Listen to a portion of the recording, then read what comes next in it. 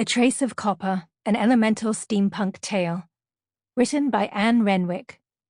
Narrated by Anais Inara Chase.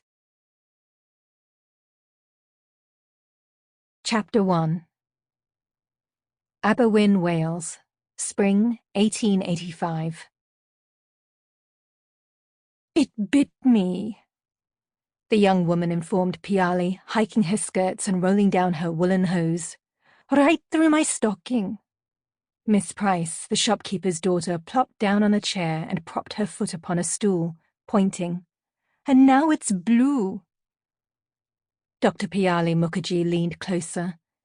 As insane as Miss Price's words sounded, they rang true. Her ankle was indeed blue. Well, part of it. There was a decided lesion approximately 2 inches in diameter above her fibular protuberance. Piyali pressed 2 fingers against the blemish. She would describe it as an infection, except it didn't appear inflamed, and it wasn't hot to the touch. And it was blue. Unheard of. But that was why she'd accepted the Crown's commission, taken on the added duties of a Queen's agent. The Duke of Avesbury, the gentleman at the head of this small, select group, had offered her a chance to be on the forefront of investigations into strange and unusual medical conditions. This certainly fit the bill. "A frog bit you." Piyali's eyebrows rose, hoping she'd heard wrong. "A blue frog, with teeth." Did frogs have teeth? And frogs, at least in Britain, were supposed to be green or brown. Miss Price bit her lip.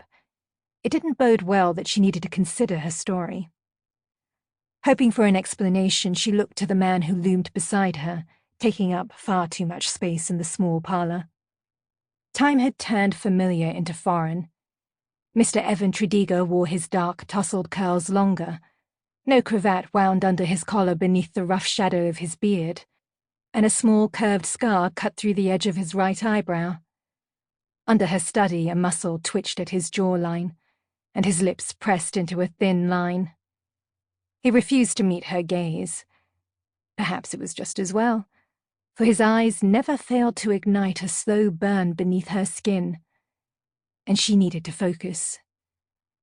Still, a certain unease gave her pause. Once she'd been able to read his every mood and would have labelled his expression as concerned. Except the man she'd known wouldn't withhold information vital to a patient. Sample complete.